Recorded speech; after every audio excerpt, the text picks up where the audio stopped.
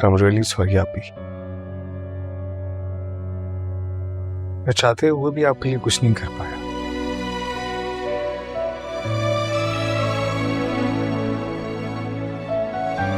पता नहीं रोज़े क़यामत अब्बा जी को फेस कर पाऊंगा कभी नहीं।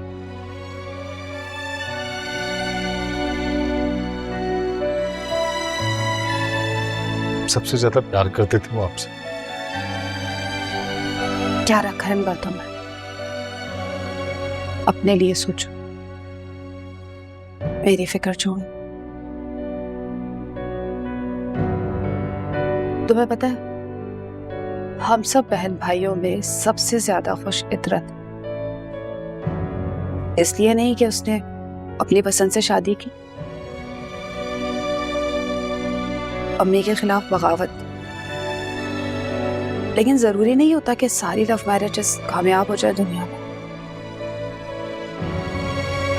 कम से कम उसे कोई दुख या पछतावा तो नहीं। अपनी खुशी के लिए उसने कदम तो उठाया ना।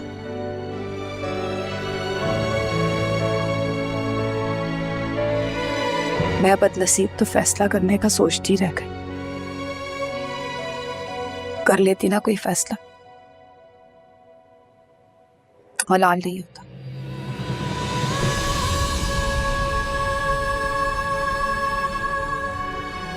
मेरे भाई, तुम अपनी जिंदगी को अम्मी के फैसलों की भेंट मत चढ़ा। जानते हो ना, अपनी पसंद से बहू लाई ना इस घर में, तो तुमसे ज्यादा उनका इख्तियार होगा तुम्हारी बीवी पर। वक्त है तुम्हारे पास, तोड़ जाओ इससे पहले कि अब ये तुम्हारे पर काट दे।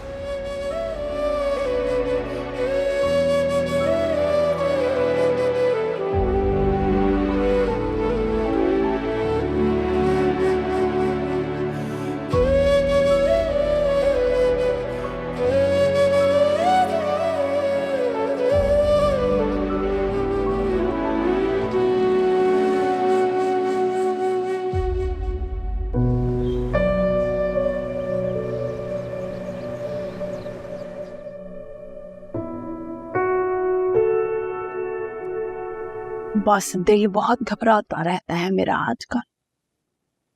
मुराद का चेहरा देखती हूँ तो कलेजा फट के मुंह में आ जाता है। क्यों अम्मा, खैरियत तो है ना?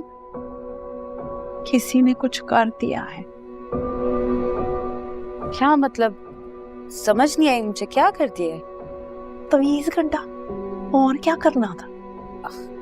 नहीं अम्मी, ऐसे नहीं सोचते, ऐसा बिल्कुल कुछ नहीं हुआ होगा। आपको क्यों लगता है ऐसा? उखड़ा उखड़ा रहता है मुझसे, बात बात पर काटने को दौड़ता है। कोई भी काम करवाना हो तो इतनी तरले मिन्नतें करनी पड़ती हैं। पता नहीं किस मनहूस की नजर लग गई है मेरे इतने फर्माबरदार बेटे को। मैं तो कहती हूँ अम्मी, आप किस्सा ही मुका दें, मुराद की एक दफा शादी करा दे, सब ठीक हो जाएगा। अच्छा फिर देखती हूँ। अल्लाह हाफिज।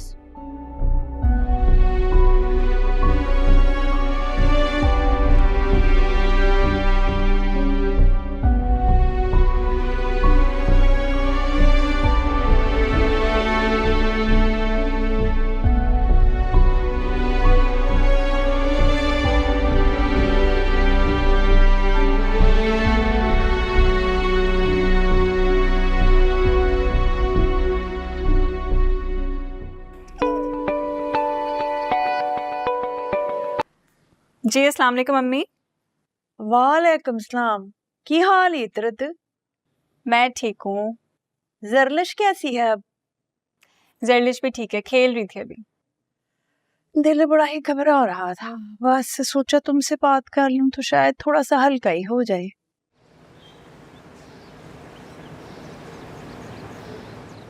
मुझे इतना कुछ पसंद ही नहीं आ रहा था उसमें। सिर्फ 2 आउटफिट्स थे, 2 शर्ट्स टाइप थी, एक पिंक था एक येलो था, तो मैंने बोला वो मैं ले लेती हूँ।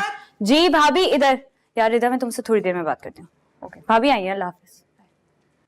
लेटर आया है तुम्हारे लिए, पर कोई ऑफिशियल लेटर लग रहा है। Okay let's see.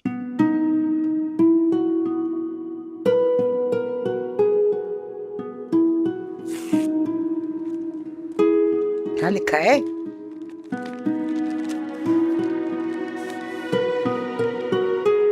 भाभी आपको याद है मैंने अभी आपको बताया था कि मैंने एक जगह इंटर्नशिप के लिए इंटरव्यू दिया था, वहां से परमानेंट जॉब के लिए अपॉइंटमेंट लेटर आ गया है। क्या तुम्हारा दिमाग ठीक है? तुम जॉब करोगी? प्लीज बस। तुम्हारा दिमाग ठीक है?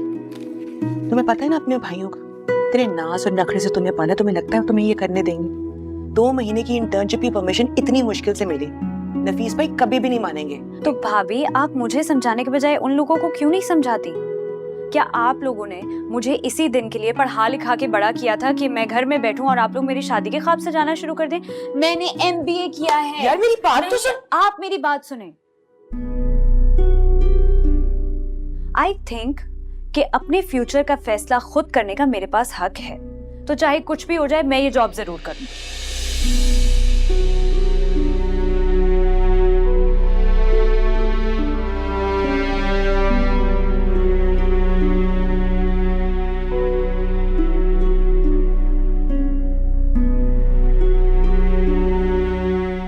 भैया, बड़े भैया, प्लीज नाराज मत हो। नाराज हैं हम तुमसे? तुम्हें क्या लगता है कि तुम्हारे बड़े भैया तुम्हारी खुशियों के दुश्मन हैं? अरे तुम्हें जमाने की गर्म और सर्द हवाओं से बचा के रखना चाहते हैं और तुम हो कि एक मामूली नौकरी के पीछे पड़ी हो। मतलब तो किसी चीज की कमी है तुम्हें? जो तुम चाहते हो बगैर किए मिल जाता है, तो फिर क्या जरूरत है ये मामूली नौकरी करने के लिए? वो इंटर्नशिप का एडवेंचर काफी नहीं? ये क्या? अरे क्या हो गया गुड़िया? डांटा नहीं है, अरे अब तो समझा रहे थे, तो आप भले के लिए समझा रहे थे। मेरा भला मेरा भला मेरा भला, मैं सुन सुन के थक गई हूँ बड़े भैया। मैं चाहती हूँ कभी आप लोग मेरी खुशी के लिए भी कुछ कर ले। आप लोगों को क्यों नहीं समझ आता? अब मेरी खुशी दोस्तों को घर बुलाकर डिनर कराने में या बाहर शॉपिंग करने में नहीं है। मैंने डिग्री ली है, मैं बाहर जाके काम करके कुछ अचीव करना चाहती हूँ जो सिर्फ मेरा हो, मैंने अपनी मेहनत से कमाया हो। भाभी मैं गलत कह रही हूँ क्या?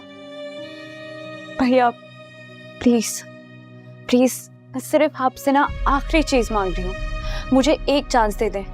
मैं कसम से आई स्वेयर आपको डिसअपॉइंट बिल्कुल भी नहीं करूंगी।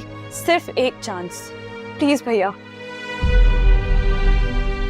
चलो फिर जैसे तुम्हारी मर्जी, लेकिन एक शर्त है हमारी। कैसी शर्त? तुम्हें जो पहली सैलरी मिलेगी ना, वो लाके हमारे हाथ पे रखोगे। भैया thank you thank you thank you. तुम्हारी आंखों के जो आंसू हैं वही जान निकाल लेते हैं। Thank you. मैं अपॉइंटमेंट लेटर दिखाऊं? अम्मी आपका वहम है, ऐसी कोई बात नहीं। जरूरी थोड़ी है कि मुराद भाई बदल गए, उन पर काम का कितना प्रेशर होता है, और फिर ये फजीलत आपी को लेकर भी घर में कितनी टेंशन चलती रहती है। अम्मी आप खुद सोचें। 100 परेशानियां एक तरफ फितरत, कभी ऐसा हुआ ही नहीं कि मेरा बेटा मुझसे कुछ छुपा जाए। पिछले कुछ अरसे से मैं महसूस कर रही हूँ कि मेरा बेटा मुझसे कतराता है, जो छुपाने भी लगा है। मैं कहीं किसी लड़की का तो चक्कर नहीं है? तुम्हें ऐसे लगता है कि हो सकता है? बिल्कुल हो सकता है अम्मी, क्यों नहीं हो सकता? लाखों में एक है मुराद भाई, किसी चीज की कमी थोड़ी है। इसलिए देखिए, मैं आपसे बार बार कहती हूँ कि कोई अच्छी सी लड़की देख के मुराद भाई की शादी करा दे। मैं खुदा जाने कैसी कैसी लड़कियां फिरती होंगी आगे पीछे। अच्छा ठीक है, फिर करती हूँ कुछ मैं।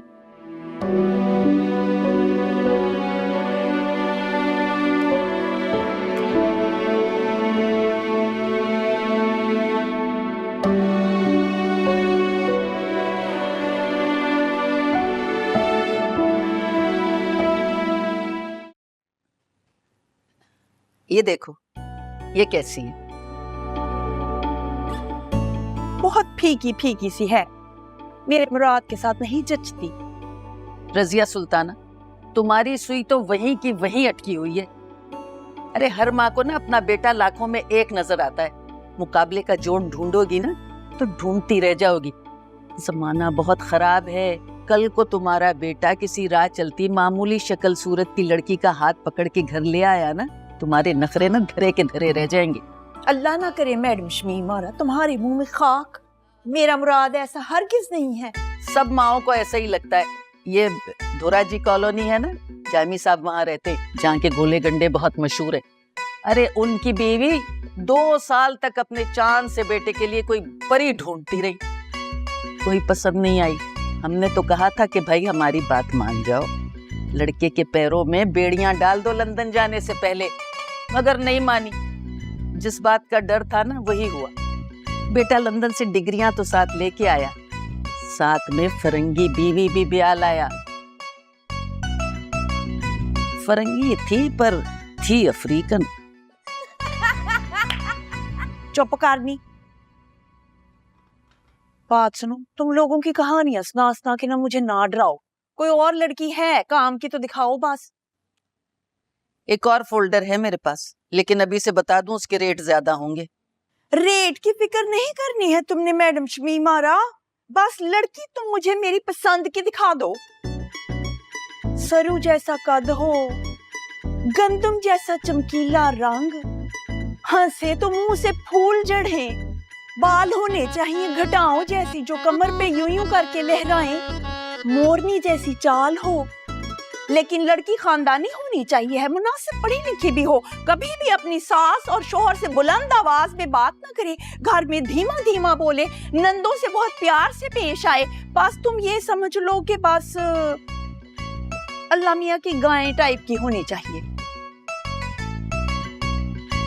और सबसे जरूरी बात यह है कि मेरा आंगन औलादे नरीना से भर जाए, छोटे मोटे साइज के काके मेरे आंगन में टपते फिरें। हैं मैडम शमीम आरा, बड़ी दुआएं दूंगी मैं तुम्हें, और देख लेना मेरी दुआएं लग भी जाती हैं। अच्छा तो फिर लो, एक नगीना है मेरे पास, लेकिन एक शर्त है, तुम्हारे यहाँ पहला पोता होगा ना, सोने की बालियां लूंगी भाई। ऐसे कैसे? इस बात की भला क्या गारंटी है कि पहला बच्चा लड़का ही होगा? पिछले 7 नस्लों से इनके यहाँ बेटे जन्मे ही नहीं। अरे ये पहली बच्ची है, 4 भाइयों की इकलौती बहन है, बड़ी मनतो मुरादों से पैदा हुई है, तभी तो इसका नाम मन्नत रखा है। ये लो देखो, ये वाली देखो।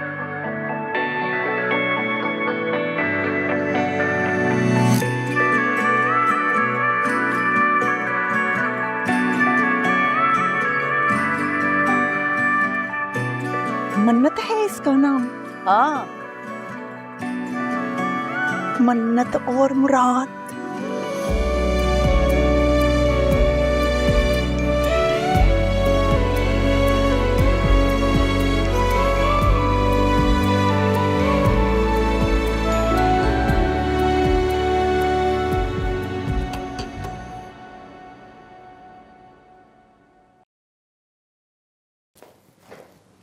कुछ पता चला? क्या नाम है उसका? नाम नहीं पता चला। अच्छा, रहती कहाँ पर है? वो भी नहीं पता चला। अबे तू पता क्या कर क्या है मेरे भाई? हौसला रख यार। अभी 2 दिन पहले इंटरव्यू हुआ था, कुछ 200 इंटर्नीज आए थे वो 9th फ्लोर वाले ऑफिस में। उन 200 में से एक नाम उसका भी है। ये है वो लिस्ट इंटर्नीज की जिनका इंटरव्यू हुआ था, और जरूर इनमें से एक नाम उसका भी है जिसने 2 दिन से तेरी नींदें उड़ा रखी हैं। शगुफ्ता, राहीला, हिना, बेनिश, सारा, परवीन, मुकद्दस, ये सब क्या है? मैं क्या करूं उस बेकार लिस्ट का जब उसका नाम ही नहीं पता। नाम के साथ अगर वो तस्वीरें होती हैं जो पासपोर्ट साइज की होती हैं तो फिर भी मुझे पता चल जाता। पहली दफा काम किया और तुम। मिल जाएगी यार, तस्वीर भी मिल जाएगी। किसी और ऑफिस के एचआर डिपार्टमेंट से कॉन्फिडेंशियल डाटा निकालना इतना आसान नहीं है। और एक बात बताऊं, ये इश्क करना और निभाना ये भी इतना आसान नहीं है जितना तू समझ रहा है। इश्क कौन कर सकता है यार? इसके बारे में तो सोचना भी हराम। अरे यार ऐसी भी कोई नामुमकिन बात नहीं है। मर्द बन अपनी बात मनवाना सीख। हम पूरी कोशिश करेंगे और कैसे भी करके उस लड़की तक पहुंच के रहेंगे।